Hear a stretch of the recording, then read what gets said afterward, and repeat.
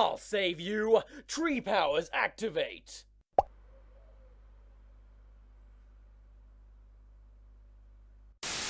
Hello! Hopefully you've watched my previous video so that you have the necessary context for how exactly time slipping works. Or, more accurately, doesn't. Or you can watch this video first. I can't tell you what to do. Just don't get mad at me if it gets confusing. I don't promise you this will make sense. And with that, we're on to the finale, which reuses the name of the first episode of the first season. Glorious Purpose. They had 12 episodes, didn't come up with 12 distinct episode names, and yet the repeat is the best episode title out of the 2 episodes I'm covering from this season. Impressive. This episode wasn't the worst thing I've seen, like episode 5, but it certainly tried to be. So because I see it praised so highly, I couldn't help but talk about it too. This episode has the same IMDb score as the best episode of television I've ever seen. Let's see if it deserves its praise. The episode opens with the Marvel Studios logo playing in reverse, which is a neat little touch, I will admit. We see the events from episode 4 again, then Loki slips in the same spot as where past him was, which, again, isn't how time slipping works and would kill him. And that continues to happen throughout the rest of the episode, so I'm just gonna stop mentioning it. Just know that Loki should be dead several times over, or he should have slipped into a different spot, meaning there would be more than one of him every time he travels to the past. The same thing as before happens to Timely, so Loki asks OB what they could have done differently. So he says, "We took too long," as Beethoven's Fifth starts playing. Or rather, A Fifth of Beethoven by Walter Murphy, which is like a disco remix version of the song. Loki says, Again. Faster.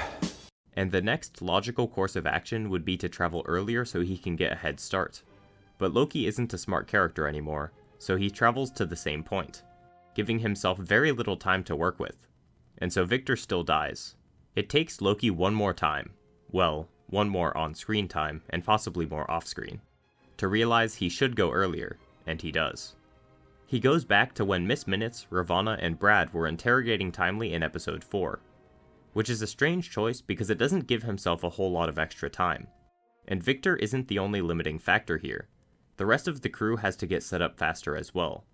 So he should have traveled somewhen earlier so they could get a head start on the entire problem. Also, when he shows up, he says, Miss Minutes, I know right now you're hurt and you're angry, but we need your help in finishing the throughput multiplier fast. And she was never privy to that plan.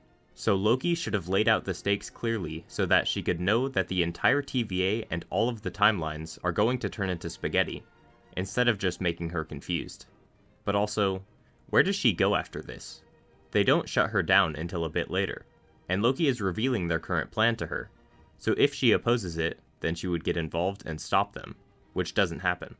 And if she wasn't opposed to it, then she would start helping them, which also doesn't happen. He could have pruned Ravonna and Brad, but Miss Minutes isn't someone they can get rid of that easily. Yet she somehow never shows up again. Well anyways, he goes through numerous other attempts, and somehow starts doing even worse than before. In a bunch of them, Victor dies even earlier. He finally goes back even earlier to the scene in episode 4 where OB and Victor meet each other, and is rushing through everything, so Sylvie asks, Loki, why are you being so weird? Which makes me wonder, why doesn't he ever explain what's actually happening to anyone? It's not like they wouldn't believe him. They know he was time-slipping before, and, well, for no particular reason at all, nobody ever notices the glitch effect from it anymore when previously they did. But even without that, he can clearly display that he's been through these scenarios multiple times over. That's exactly right. So they would have reason to believe him. Instead, he's dragging everybody along without even briefly explaining why he's acting this way. When explaining that would give them every reason to do what he says, and not resist or hesitate. After explaining the plan and pointing out the device Timely has that would help but needs to be adjusted, he asks OB how long it would take him to learn everything relevant that OB knows. To which the answer is apparently, Decades. Centuries. So he does spend centuries learning all of it. Which I guess is possible if he keeps going back again and again to learn incrementally everything that he needs to. You'd think centuries spent learning about mechanics, physics, and engineering would have some kind of mental impact on Loki and change him as a person. But the writers don't dig into the implications of that, and I don't particularly care to either. So yeah, he's just the same but good at engineering now. He still is failing to explain what's actually going on to anyone, so Casey and OB have some concerns. Maybe OB should test that thing first? Testing protocol is key to safe scientific advancement. To which his only response is, It's perfect. with no added justification. It's so bizarre that these characters are just fine with that and accept it. When Mobius harshly questions him, Loki just brushes him off without explaining what's going on, and Mobius backs off.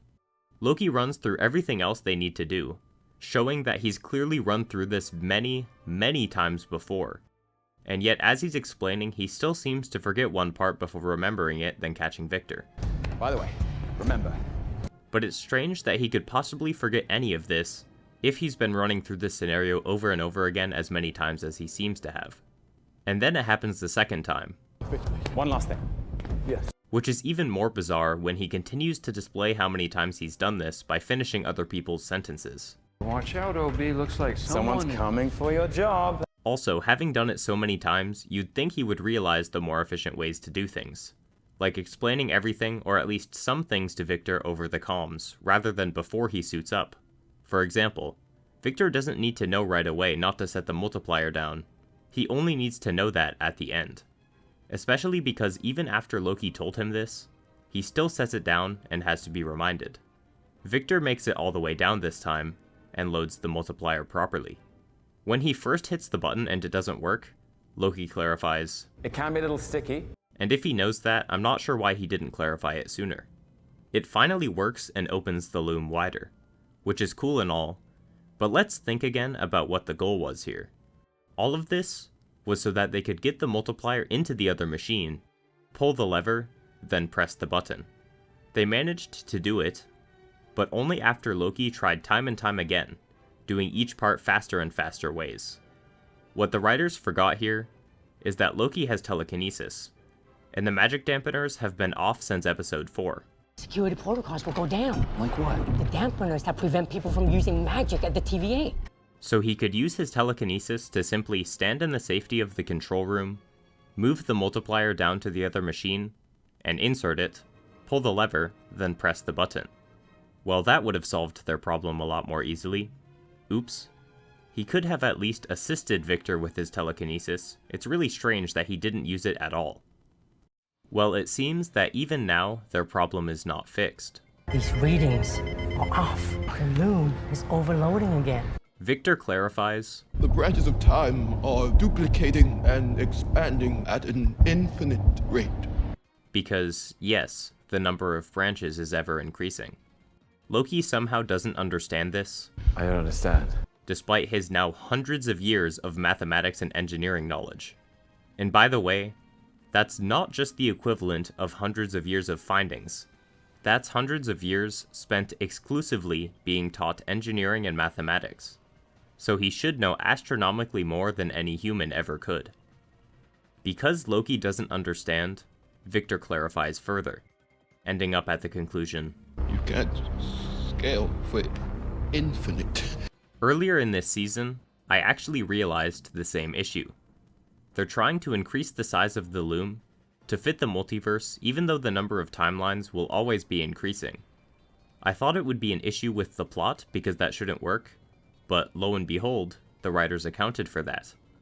What they didn't account for was the fact that that's not hard to deduce, and multiple of our characters should have realized it already.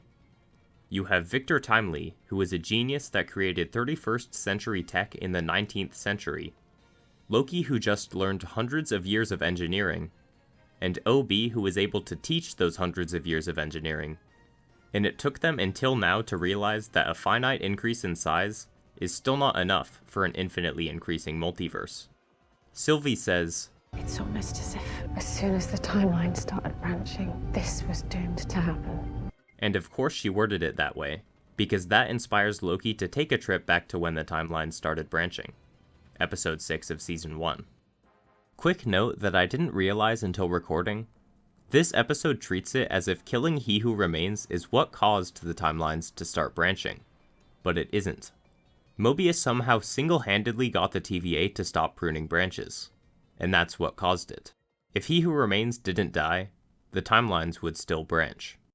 Well, anyway, Loki takes the place of his earlier self, then tries to convince Sylvie not to kill He Who Remains, with a reference to last season. What was I thinking, trusting you? You're right. What were you thinking, trusting me? Even though he spent centuries learning engineering in the meantime, so I doubt he'd remember the specifics of how that conversation went well enough to intentionally reference it word for word. And he follows up with fantastic lines such as, I can't be trusted. You have to believe me. He vaguely hints at how he's time traveled back here, rather than actually telling her. You cannot kill him. It all ends if you do. I know this sounds strange. I've seen it. I know it. Because that's just how Loki rolls. Why explain things and gain yourself credibility when you can instead be incredibly suspicious and not make people want to trust what you're saying? None of this works, however, and Sylvie says, If you want me to stop, you'll have to kill me. Which is not true.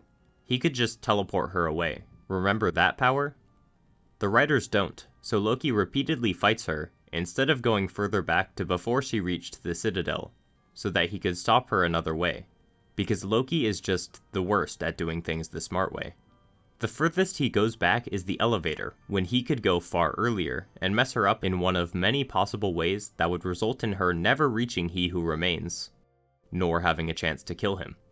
Even without killing her because he's so set on not doing that.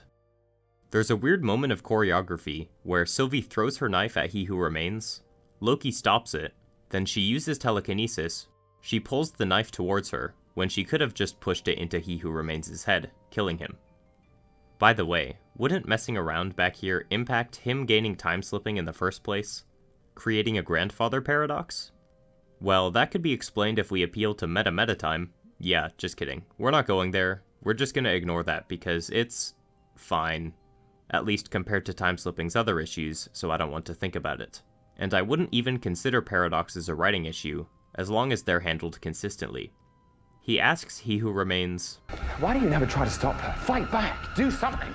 So He Who Remains grabs a little device off the table and freezes Sylvie, then removes her. Arishem is the dumbest character in the MCU. Dumber than the Watcher, dumber than everyone in Earth 838, dumber than Kang. You know, Arishem is definitely up there, but I was already wrong at the time, and past me is about to get made even further wrong. Prepare for Retcon City. Let's do a quick refresher, so we can know just how destructive this finale is to the already terrible previous finale. I'll be making my video on that one eventually. Loki and Sylvie make it to He Who Remains, thinking they've outsmarted him, only for him to know their every move, and claim to have paved the road they took to end up there. He explains that he created the TVA after winning a multiversal war, to prevent any more multiversal wars from happening by keeping the sacred timeline isolated. He is, tired and old. Yeah, that's genuinely what his motivation was. So he gives them the choice to either kill him and destroy the TVA, or take over in his place. Loki and Sylvie fight for a bit, then Sylvie ends up killing He Who Remains. Back to Season 2. He Who Remains knows that Loki has been here before. This isn't the first time we've had this conversation, is it? Then says this. I know about the slipping. And who do you think paved that road? And, well, I guess last season when he said, I knew everything up to a certain point, and that point was about 10 seconds ago. But now I have no idea. He was just lying. So that's retcon number 1. Not a contradiction, mind you. It was always possible that he was lying there. That's just not at all what it seemed like at the time. He Who Remains mocks Loki for thinking he was ahead because of his ability to control the time slipping, when in reality that was all planned now, I guess. He follows up with, Oh, kiddo, did you really think I was just gonna sit back and let her kill me? And hold up, retcon number 2. The dilemma he presented last season, also not real. Now they're tacking on that that was actually a ruse to be undone, when Loki learns to time slip, which He Who Remains paved the road for. He follows this up with, No, I told you. Reincarnation, baby. retcon number 3. When he said, Reincarnation, baby. last season, he was referring to something entirely different. Now his claim is that he meant this the whole time, even though this isn't what reincarnation means. After all this curtain pulling, Loki stands there in disbelief and says, We die with the dying, we're born with the dead. which is mighty pretentious. Just inserting a random reference to a poem in your script, thinking you've done something profound. And don't get me wrong, I think pretentiousness can be warranted sometimes, but those sometimes are when your writing is good enough to support it, and, well... Also, it's strange for an Asgardian god who just got his brain filled with centuries of engineering knowledge to remember and call back to a poem written by some British guy. They did this purely for the viewer. He Who Remains is confused by this and just moves on, brings Sylvie back and unfreezes her, only for Loki to freeze her again, and, in reference to He Who Remains' earlier line, say, And what makes you think this is the first time we've had this conversation? So this Loki time-slipped back after already having gone through this conversation at least once. So I have to ask, why didn't he show his hand earlier? There's no glitchy time-slip effect mid-conversation. So this whole time, Loki had gone through this conversation before, and just acted like he hadn't? There wouldn't be any benefit to that. He's just wasting his own time. I'm pretty sure this just happens so that there can be a cool twist for the audience to be surprised at.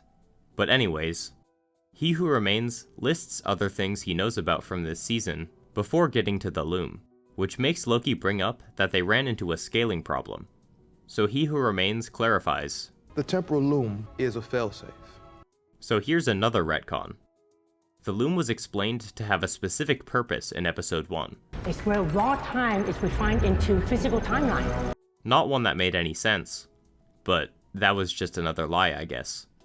It's not impossible that they wrote that episode knowing it's a lie, but I'm unsure because there really is no indication that they're operating under a false pretense at any point during the season.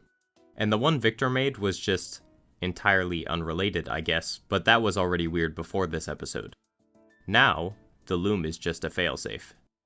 He goes on, When the loom is overloaded with branches, it deletes the ones that aren't supposed to be there. Everything except the sacred timeline. So that's the clarification I hinted at in my previous video. If Loki failed in episode 5, not all of reality would have turned into spaghetti, just everything other than the sacred timeline. He justifies it destroying the TVA with, And the TVA, well, that's just collateral damage. No biggie, easy to rebuild. which is where the retcons start breaking down. So, the loom is a failsafe that whittles down everything to the sacred timeline so that a new TVA can be built and deal with the now less populated multiverse. The problem with that explanation is that it was only a matter of days that they became numerous enough for the loom to enter failsafe mode, as I mentioned earlier. I've been gone mere days, and this place is hours away from becoming a crater in the cosmos. This means that were it to blow up and remove all the branches in the TVA, the new TVA would have to get built in a few days for it to be better off than what the TVA is currently dealing with, and it certainly ain't that easy to rebuild. So it instead just leaves the multiverse worse off when it spaghettis everything. So the new explanation for the loom is really dumb and a massive oversight. Very cool. Plus, why is it a secret? Why give the TVA an alternate explanation for what the loom does? And how does OB, and now Loki after spending hundreds of years learning engineering, not know its true purpose? If he seems to know how it works intricately enough to design technology that can interface with it. On top of that, if it's a failsafe that is working as intended, you'd think the explosion Loki sees is designed to turn the timelines into spaghetti. But if that were the case, why does the TVA also turn into spaghetti before getting consumed by the explosion? This random part in the middle of the room Loki was standing in is where the spaghetti starts, rather than coming from the direction of the explosion, which just makes me question what the explosion we saw even did. Plus, the explosion clearly engulfed all the timelines, including the sacred one. So if He Who Remains was able to protect the sacred timeline from its effects, why could he not do the same for the TVA? Also, He Who Remains has a tempad that can travel backwards and forwards in meta time. Why have the loom if he can always have the backup plan to travel to the past of the TVA and fix the problem from there, when there were less timelines. Loki remarks, "What a waste of time." and I can't help but agree. This season, and in fact this show as a whole, was not only catastrophically bad, but also entirely unnecessary. Season 1's effects amounted to, the multiverse didn't exist, except now it does, when the previous assumption was that it did exist, meaning it basically changed nothing. And this season is going back to retcon what last season thinks it achieved, to leave basically only one lasting effect, which we will get to later. He Who Remains reminds Loki that He Who Remains' many variants are out there in the multiverse, to which Loki says he will find them, despite He Who Remains' objections to that as a possibility. He Who Remains concludes on, But the outcome to this equation remains the same. You lose. So, all of last season and all of this season were just to bring Loki to a point so you can tell him that he lost and can't change how things are?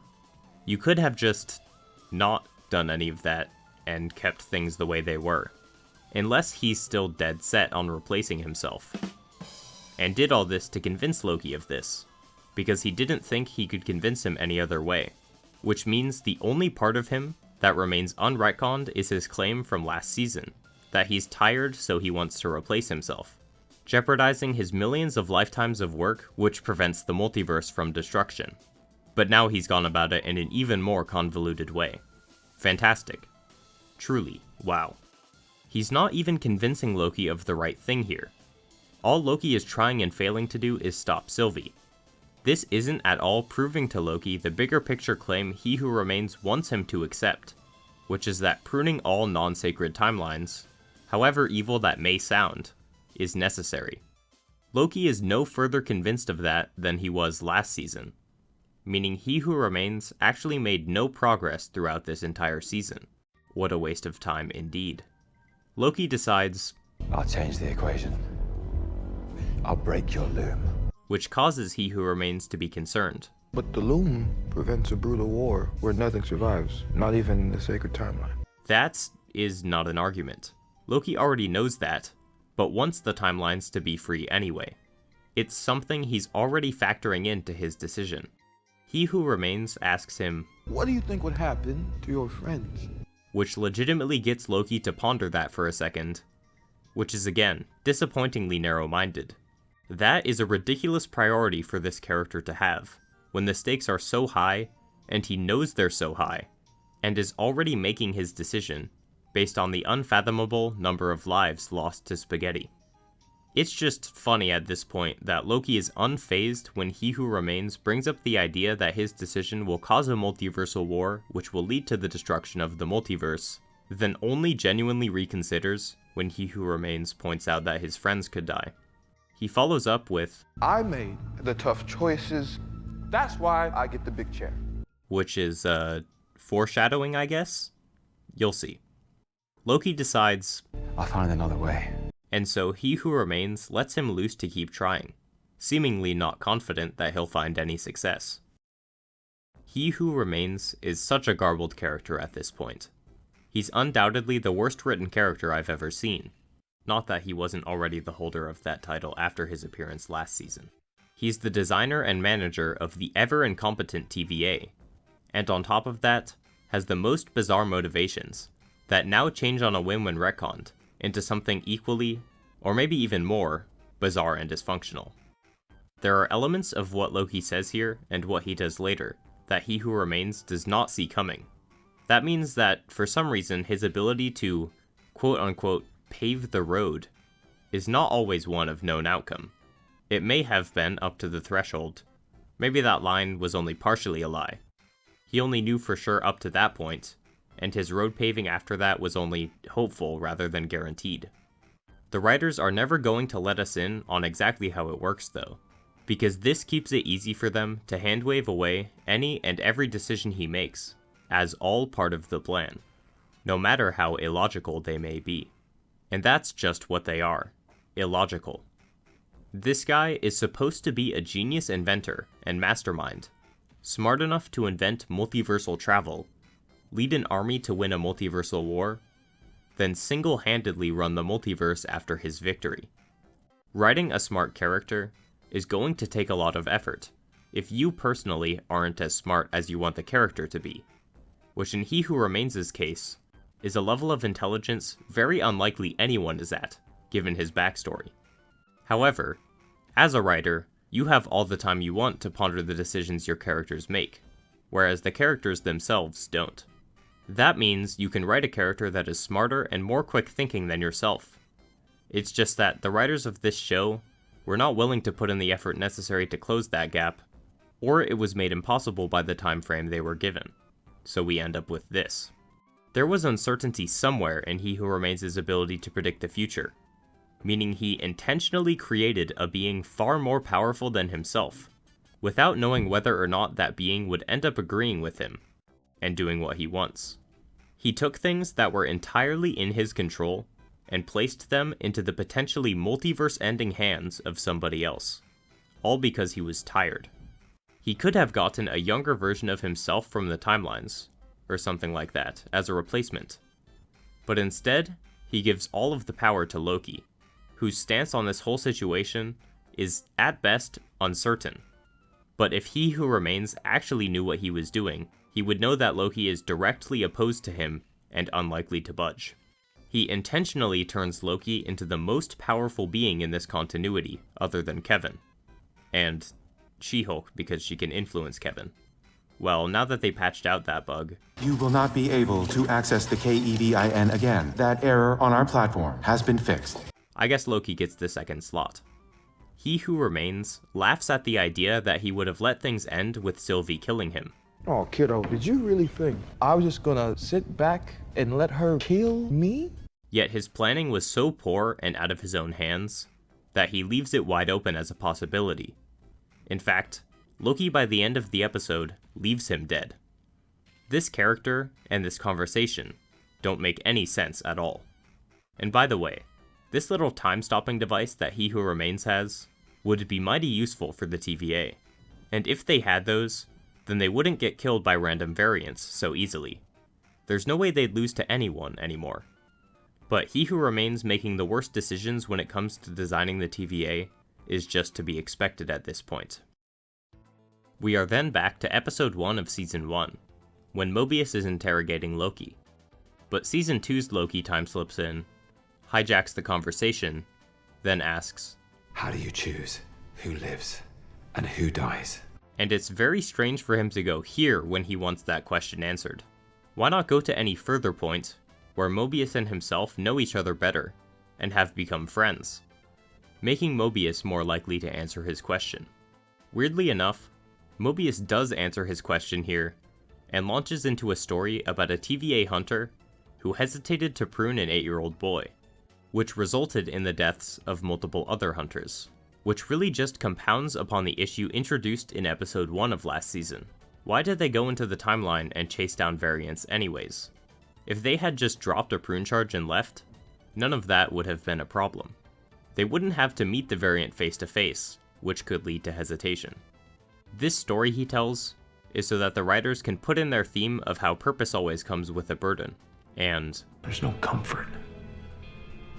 You just choose your burden. Loki stands up to shake Mobius's hand, but in episode 1 of last season, Mobius was far more wary than this. When Loki tried to stand up, Mobius time twisted him back so he didn't try anything. If Loki grabs your hand, he could rip your arm off right there, because he's so strong. In general, it's strange that Mobius wasn't weirded out at all by this conversation, where Loki said things he shouldn't have been able to know. Then you gotta play out scenes from my whole life, how it's all meant to be. On top of asking strange questions. Then everything turns into spaghetti. Wait, hold on. This scene takes place during episode 1, which is days, maybe even a week or two, before everything turns into spaghetti. The loom isn't overloading yet. The timelines haven't even started branching yet. Loki traveled backwards in metatime to get here, and at this point in metatime, things should not be turning into spaghetti. This is such a blatant hole. I don't know how they wrote this and thought that it made sense. And if the past is turning into spaghetti, how is there any future to travel to? By extension, everything after this point is also spaghetti. He then visits Doug's warehouse back at the end of last episode, and now he is even more powerful, because he not only can travel to different points in time and stop time, he can also reverse the flow of time, so everything around him and Sylvie is happening backwards. Yet another thing randomly tacked on to time slipping with no explanation. Him traveling backwards continuously like this I could maybe buy, as it's basically a bunch of tiny increments of time slipping a little bit backwards. But from how time slipping has worked thus far, it shouldn't allow him to apply that to Sylvie as well. Also, for some reason, as he reverses the spaghetti, the other people in the room who got spaghettied didn't come back. Loki explains the situation to her, and she deduces the same nonsensical ultimatum that Loki arrived at. The only way that anything As survives... if I never kill he who remains in the first place. So you have to kill me. There are so many ways he could prevent her from killing He Who Remains without killing her, and yet they somehow both arrive at this same incorrect conclusion. She doesn't want him to follow through with it though. He argues that their options are to save the sacred timeline or everything gets destroyed. Sylvie argues that the sacred timeline isn't enough because even down there, it's full of death and destruction and injustice. When that's going to be true of all of the branches that arose from you freeing the timelines as well. So that's not really helping your side. They argue for a bit more until Loki arrives at the conclusion. Sometimes it's okay to destroy something. If there's a hope that you can replace that thing with something better. Then time slips away. He already arrived at the conclusion that this is the solution earlier. I'll break your loom. But okay. Loki is back in the control room, and he takes one last look at his friends before going into the airlock, having made his decision. His line, I know what kind of god I need to be. For you, for all of us. References Thor. I could have done it! For you! For all of us! Which is a neat callback. He then uses his telekinesis to open the blast doors, go out, then destroy the loom once and for all. As he does, his clothes shed off to reveal his true godly attire. His friends watch from the control room as he uses his telekinesis to tear the loom apart, screaming from the effort until it explodes and all the timelines are free. But something's off. It's much darker than before, as all the timelines are black and decaying. The branches are dying. Loki grabs one and puts some of his own power into it, lighting it up, then does this to a few more. If these timelines are to stay alive, he is going to have to be the one to save them. A portal to the end of time opens up, then he looks back at his friends in the control room, knowing the cost of what he's about to do. Carrying the timeline, he walks through the portal. Sylvie acknowledges what he's doing. He's giving us a chance. As despite the sadness his departure caused in them, they know that he did it for a good reason. Loki, over at the end of time, continues his trek, picking up more and more timelines along the way. And he's not only holding them at this point, but they're melding with his cape as well, becoming a part of him. He walks toward the lone chair, a throne, something that he's had a complicated relationship with throughout his lifetime. Of course. Yeah. Getting the throne without wanting it in Thor. I never wanted the throne! Wanting to take his perceived rightful place over Earth in Avengers. I who was and should be king. Despite his brother's belief that he shouldn't. You miss the truth of ruling, brother. The throne would suit you ill. And no longer wanting the throne in this show. I don't want a throne. As the throne turns to gold, he sits down on it, reinvigorating the timelines so that they can take the form of a tree, Yggdrasil. Quill was a person. He made this difficult decision, choosing to be alone forever for the multiverse's sake, after being selfishly motivated by fear of loneliness last episode, and choosing never to see his friends again. That gets him the big chair, a callback to He Who Remains' earlier line. Okay, let's try it this way. The temporal loom is the big chair. Loki has fulfilled his glorious purpose, and has chosen his burden. A fantastic ending to his arc, and a heartfelt send-off for his character. Hopefully you realized it by now, but I'm joking. The vast majority of Marvel fans seemed to praise this scene in the highest regard. This is the best finale ever, and stuff like that. In a way, I can see why. On a surface level, it certainly resembles character writing, and it looks cool. I'm sure my description of this scene, where I was pretending to praise it, made it sound like a solid payoff, but let's take a deeper look at it. Loki shows up in the control room, where the exact same scene from episode 4 is playing out, even though he changed multiple things in the past while slipping around. And he just straight up walks out of the blast doors, and the temporal radiation doesn't turn him into spaghetti. It has an effect on his clothes, but he's somehow just fine. They could have been clever here, and had him stop time, making that the reason it doesn't affect him. But nope, time is still flowing completely normally, and we see him getting hit by the temporal radiation, and not turning into spaghetti, with no explanation. The branches dying when he breaks the loom doesn't make any sense. They should be self-sufficient, considering the multiverse existed before the loom existed, but they're just not, I guess. And Loki's solution to this is just insane. How did he know that he could keep the timelines alive? And how does Loki alone have enough power to keep an infinitely growing multiverse alive? How can he open up a portal to the end of time? And why didn't he open it closer to himself? Why did he even take all these timelines to the end of time? There's no reason to bring them there specifically. And because they've been here all this time, he doesn't know whether they'll function properly there, and is risking damaging or destroying them by bringing them there. He could have powered them from here just fine, and that completely removes the loneliness aspect of it. He could power all the timelines here, within reach of his friends, and that was actually the safer option to take.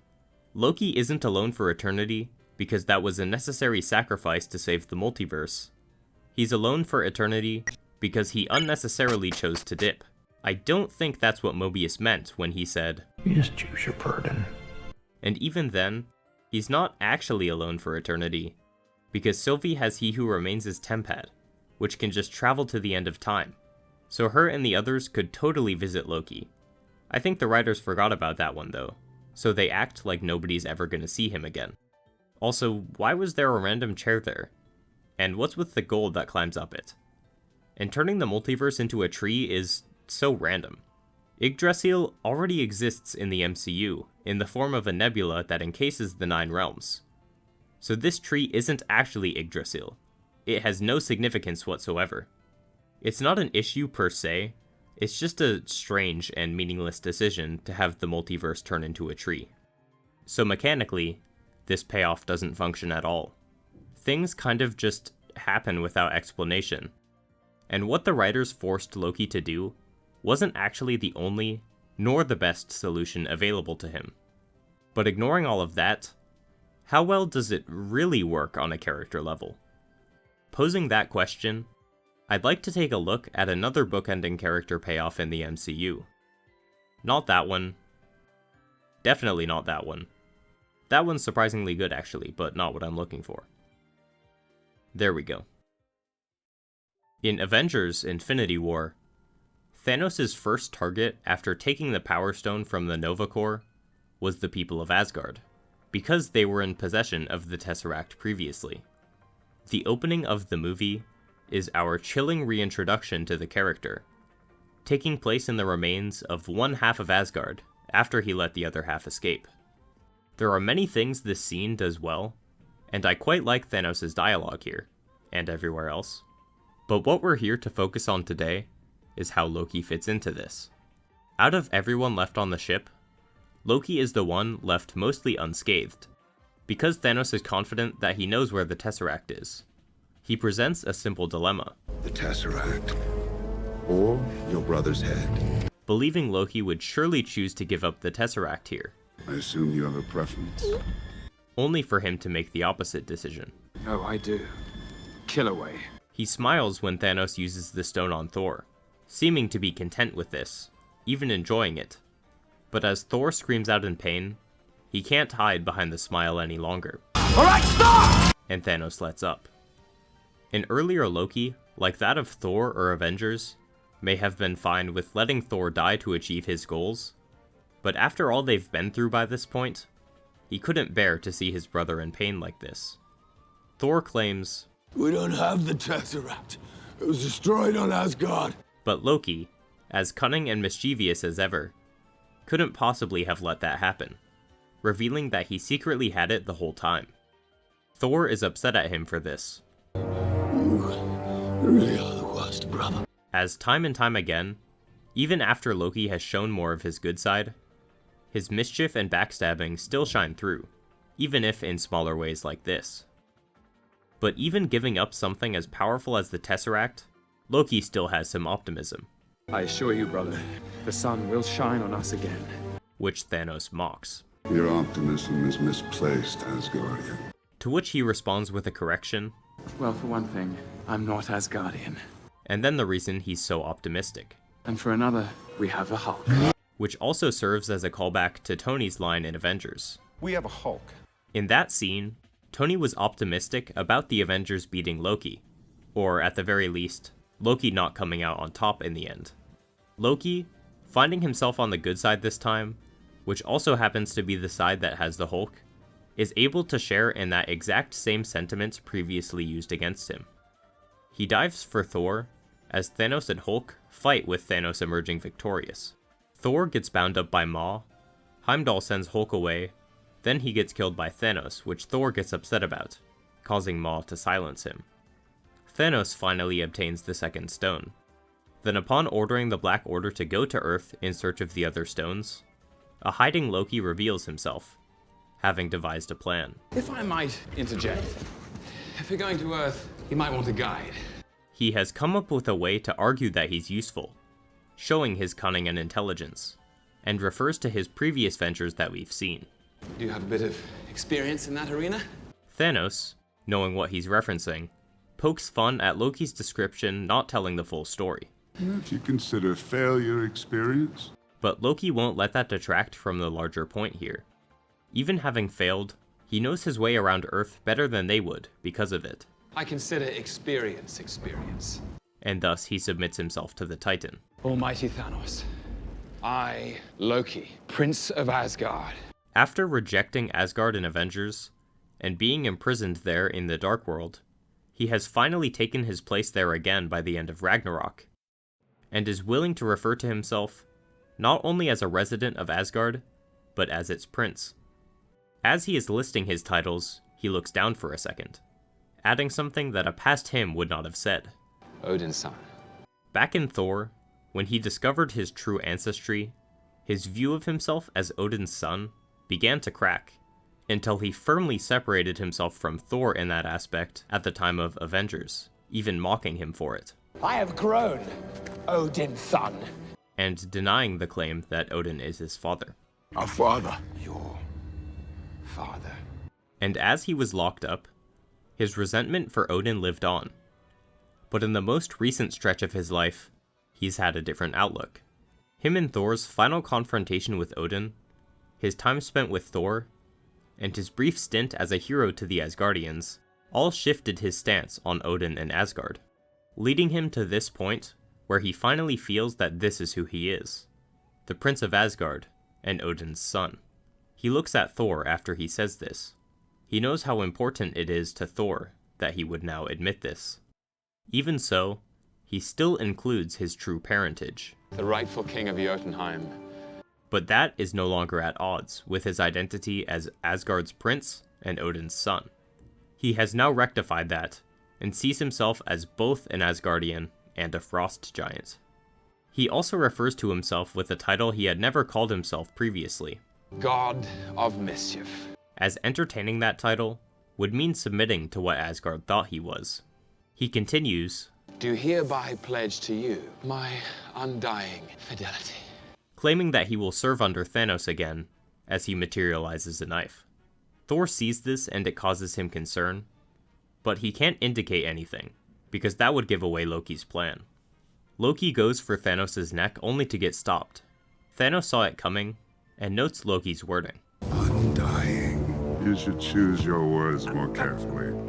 Loki didn't explicitly give anything away with what he said, yet his choice of words gave a little hint of what was on his mind, and Thanos already knew not to trust him. so he was prepared for Loki to strike. Thanos lifts him with one hand. Even without him using the stones, Loki is no match for the Titan. Loki chokes out his final words, "You will never be a god." And Thanos reacts by smiling, then snapping his neck, content that he's won. He believes that in many ways he will become a god, and even if not, he has just proven himself strong enough to kill one. Loki's final line here is a fantastic send-off. For one, he knows of Thanos' goal to attain godlike power by getting all 6 Infinity Stones, and has the hope that even if it ends here for himself, Thanos has many obstacles left in his path, and could be stopped somewhere else down the line. But on top of that, his entire journey has led him to this point where he's willing to accept his title as a god on the Asgardian pantheon, and has determined for himself exactly what that means. It's not just a level of power.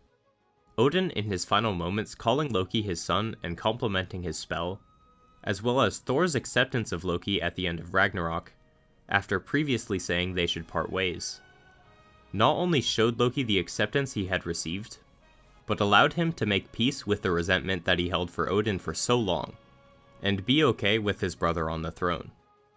All of this, on top of seeing himself as heroic for once when saving the people of Asgard, led him to believe that he had earned his status as a god through fixing his ways. Thanos, in his insane quest to supposedly save the universe through means few would agree with or consider effective, may achieve the power associated with godhood, but Loki believes that there's a moral component Thanos is sorely lacking despite his view of himself as a benevolent force. Thanos casts Loki's limp body aside, knowing that he's faked his death on multiple occasions, but this time he's truly dead, for good. No resurrections this time. I wish that were true. Unfortunately, he got a sort of resurrection so that they could ruin him from beyond the grave in this show. But as for that line from Thanos, it shows a great contrast to Loki's previous self. He could have faked his death again, but instead, he put his life in danger for real this time to try to stop Thanos, and paid the price for it, still being satisfied with his choice to the end. And I would love to talk about how this is a phenomenal way to set the stakes for the movie, and solidify Thanos as a genuine threat. But staying on topic for today, this final scene for Loki achieves what a final payoff should. He was forgotten about after Thanos beat Hulk, then killed Heimdall. He could have stayed quiet and tried to escape some way, leaving everyone thinking he died, as he has done multiple times before. Instead, he risks his own life to try to kill Thanos. He chooses what is not at all the safest option for himself, because he is no longer what he cares about most. He's doing this for Thor, for Asgard, for the sake of life across the universe, no longer viewing everyone else as below him like he used to. You think yourself above them? Oh, yes. But rather seeing the value he can bring as a hero, even if he's still partially stuck in his mischievous ways. His valiant, selfless effort shows how much he has grown as a character, only for him to fail, but not go out defeated, as he lives on through his last line. The end for him may be here, but even so, he is satisfied knowing that his life held far more value than Thanos' ever will, and he can hold that over him, even if Thanos doesn't quite understand what he meant. His choice to attempt killing Thanos rather than prioritizing himself is a quite well-structured and straightforward payoff to close out Loki's run in the MCU, with a lot of other neat touches added on to show how much he has grown to reach this point. Now that was one marvelous scene. But how does it illuminate the failings of Loki's new final payoff that may actually be final this time? If we take a look at the options presented to Loki in the show, they're to either let all of the non-sacred timelines die, or, if we ignore all the problems presented earlier, and just assume that the option he took was the only other option, single-handedly hold the multiverse together in solitude until the end of time. I'm not sure any version of Loki, or for that matter, the vast majority of characters, would have taken the other option.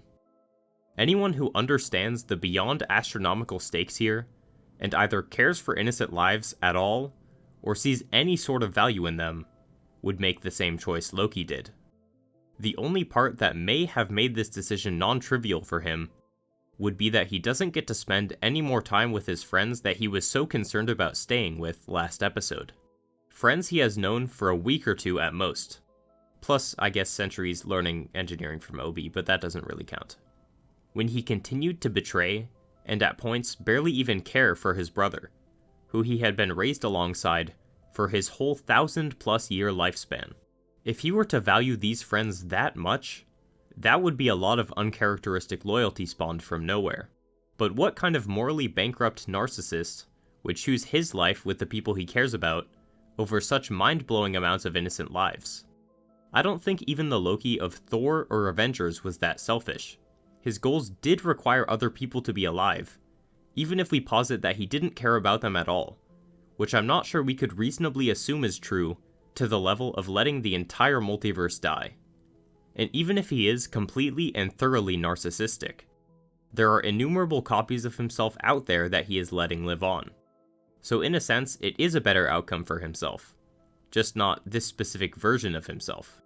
I know that's not a coverall for narcissism, because he could be self-interested to the point of only caring about benefiting the single variant that is his exact self, but the show seems to think that narcissism includes other versions of yourself, even when you have to categorize very loosely to call them that. And if Loki did let the timelines die here so that he could be with his friends, are they even going to be okay with him anymore after he let the whole multiverse die? They all are working with him to save it. I'm not sure they'd be friends with him anymore if he made the choice to let it die, then stay with them, rather than time slipping back to fix it. So the other option wasn't really an option at all. Oh yeah, by the way, time slipping. His decision doesn't hold any weight whatsoever, because if he ever changes his mind, he can always go back and do it a different way. But okay, ignoring all of that, and we are ignoring a lot here, let's take a massive jump and suppose that Loki's villainous past self would have let the multiverse die. What development does this choice here then show? Let's first note how by the 3rd episode of the 1st season, he already cares about the innocent people of a single moon. They're gonna let these people die. So at the very least, this payoff shows no development throughout 3/4 of the show. But if we look back to the prior episode, oh look, there's something. The entire town is wiped off the face of its planet. Oh, come on. It's cool. No, it is cool, but it's just not in good taste. Well, they're all gonna die anyway. Okay, so this payoff shows how he now cares for innocent people, unlike in episode 2, where he showed no care for their deaths at all. But wait a second. What actual development happened between episode 2 and 3? That's mighty fast for him to care about people dying all of a sudden. The situation isn't particularly different. They were all gonna die anyway on Lamentis 2. No one makes it off here! And of course, there is no explanation. He just all of a sudden cares. Well, maybe the development is something about his fear of being alone he talked about in episode 5. But even at that point, I highly doubt he would value his few friends over such an insane amount of innocent lives, which also happened to be the thing he was trying to rescue alongside his friends last episode. At the end of the day, a solid character payoff requires solid character development to set it up, and, well, this show just did not have any of that. Loki is wildly out of character from episode 1, as I explained in my video on that. In starting from a broken foundation, they weren't able to achieve anything coherent or meaningful, so it's hard for this payoff to have any leg to stand on. The only reason he didn't make this decision earlier is because the option wasn't open earlier. If this dilemma was presented at any earlier point, he surely would have made the same choice. And even if there was some change we could point to that led him to this decision, Loki in the show is so jarringly different from his prior self, it's not cohesive development like Loki over the course of the mainline MCU, where we can see how specific moments develop him for the better, and lead him to say everything he does in that scene, and risk his life attempting to take Thanos's, while still maintaining the negative traits he hasn't moved away from. In the show's Loki, there's no longer a sense of mischief, backstabbing, confidence, cunning, or even basic intelligence. For a final point of comparison, Both scenes have callbacks to past lines. In Infinity War, Loki's reference to Tony's line creates a comparison between himself now and Tony then. He's swapped sides now, and thus has the Hulk at his disposal rather than against him. A contrast set up by the many ways that he's grown since that movie. In the show, his choice to say, I know what kind of god I need to be. For you. For all of us. Which was Hiddleston's idea, by the way, not the writer's, is a reference to Loki's line from Thor, where he is attempting to justify his actions that were purely to gain him favor with Odin, as being for the good of Odin and Asgard as a whole. But Odin knows that wasn't his true motivation. No, Loki. Loki's use of the line here actually does create a contrast with his past self, as he means it genuinely this time. He's doing this for the good of everyone, rather than just to benefit himself. So there's one neat thing that this scene does, but again, where is the legwork to make him reach this point? In episode 1 of last season, he just watched a video that realistically should not have had any major effect on him, and all of a sudden he's a good guy. There's no solid development to bring him from where he was the first time he said this line to where he is now.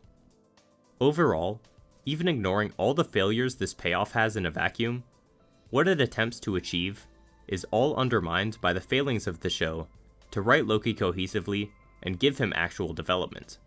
Something I will further explain in my videos on Season 1, because that's where most of the change happens, and none of it makes any sense.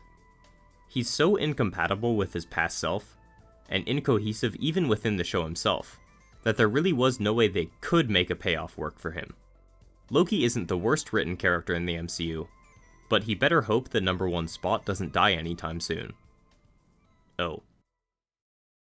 There are just so many different levels that the payoff doesn't work on. It's sad that they walked back such a fantastic and definitive ending for the character to bring him back in some form so that they could make the worst show on television, ruining him in the process, then replacing his ending with a new ending that doesn't function at all, then have that be touted as the fantastic finale for his character. They slap the words glorious purpose all over this show to make it seem like they've truly done something with Loki, when all they've really done is ruin his character and create the illusion of character development, which is just painfully poetic.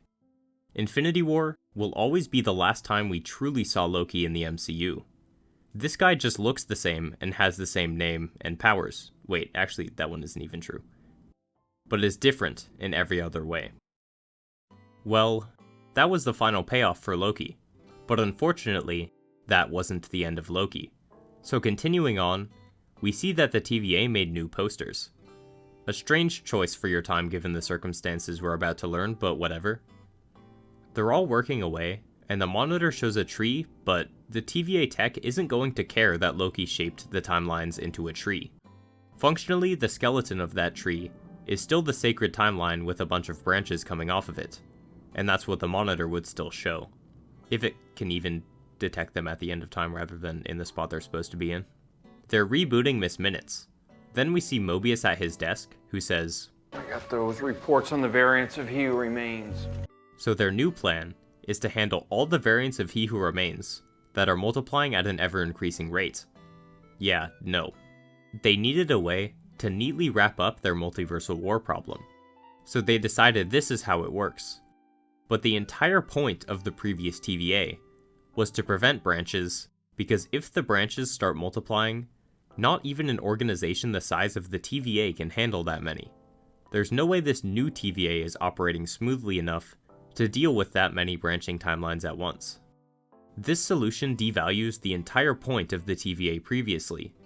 It was a necessary solution because infinitely branching timelines aren't possible to handle. Like what they did for the character of Loki himself, it's such a profoundly unsatisfying ending, and it damages Loki's final payoff even more, because he had no reason at all to believe that this was possible. So as far as he knew, he was dooming the multiverse to a multiversal war that would destroy it. Then Mobius follows up with, I guess one of them caused a little bit of a ruckus on 616 adjacent realm, but they handled it. Which is referring to Quantumania, where Kang was doing some shenanigans in the quantum realm of the sacred timeline, which the TVA numbers as 616. It's dumb, I talked about it in my video on the first episode. but he got stopped by the Ant Fam. I don't want to dig into the implications of calling the Quantum Realm 616 adjacent, rather than just a part of 616, because that is world building the MCU can't hope to answer at this point, so we're just gonna pretend he didn't say that. Then we learn that Mobius is leaving, and doesn't think that it's a big deal because... You think the TVA is gonna miss a tired, washed up old analyst? But he is one of the 5 people here who best understands everything that has happened, and if there's one thing the TVA doesn't need right now when their problem is growing unendingly, it's less hands on deck. Then he says, "They need you in there." Which is funny because she, as a hunter, was placed in a far more disposable and replaceable job than he was. It's just so weird for him to be okay with leaving at this point. OB creates a new handbook. Then we see a clip of young Victor Timely, which I'm kind of confused about.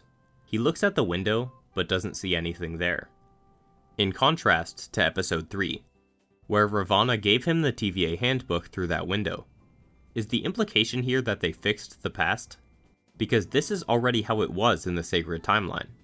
The book being given to him created a branch.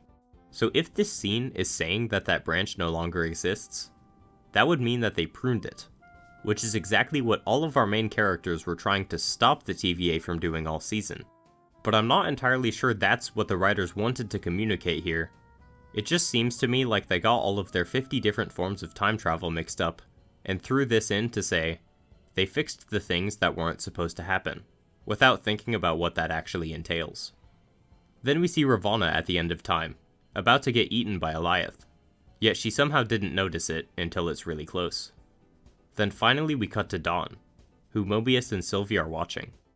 Sylvie says it's weird that Loki's not here, but she could go visit him if she wanted. She doesn't know where she's going to go next, and Mobius chooses to stay and watch for a bit. Then we cut to Loki sitting there in the timelines, then we're done. If I had covered all of Season 1 already, I would do a full summary of my thoughts on the show here. But because I haven't, I'm just going to talk about Season 2. As many problems as it had in the first 4 episodes, its incoherency was not so bad compared to Season 1, with the exception of the first episode. But these last 2 episodes are just the rock bottom of consistency. The absolute worst I've ever seen. And I didn't even catch everything in these videos. I'm still noticing more problems as I'm editing. These 2 episodes, no doubt, bring this season down to be even worse than the first, and thus the worst season of television I've ever seen, as well as worse than any movie I've ever seen. And I've never seen any other story that tries so hard to gaslight you into thinking it makes sense. We got to the man at the end of time, and he made sense. That makes perfect sense. There's no flaw in that logic. I promise you this will make sense. I promise you this will make sense. It'll make sense. It's gonna make total sense. And then also tries to get off the hook in terms of making sense. With science, it's all what and how. But with fiction, it's why. And the retconning with He Who Remains is insane. I wouldn't be surprised if in the future, they have He Who Remains show up again, and say that he actually knew Loki was going to be the one holding the timelines together. Who do you think paved that road? Because that would be such a clever twist, like it was this time. I don't really have a lot more to say here, because the in-depth analysis of the episode speaks for itself. It's just so nonsense that I doubt anyone watching it really figured out what was going on. I have seen many misinterpretations of what was happening in these last 2 episodes, as well as of many other things in the show as a whole. But when you do figure out what's going on, you see just how much all of it breaks down. In fact, I doubt the writers even know what was going on. There are multiple points where they hint at paradoxical loops that don't work with the systems of time travel they established. They really did pursue the why, their so-called glorious purpose, over the what and the how. At the end of the day, to truly make a story meaningful, there has to be some sort of reasoning behind what happens in it. Something Loki Season 2 gloriously fails to achieve. If you liked this video, and I'm guessing you did if you made it this far, I have a bunch like it, and I'm working on more. So why not subscribe and go check out my other videos as well. I've done a lot of critiques similar to this, as well as analyses of movies and scenes I find to be great, plus more of each on the way. I'll see you guys in the next one, and as always, thanks for watching.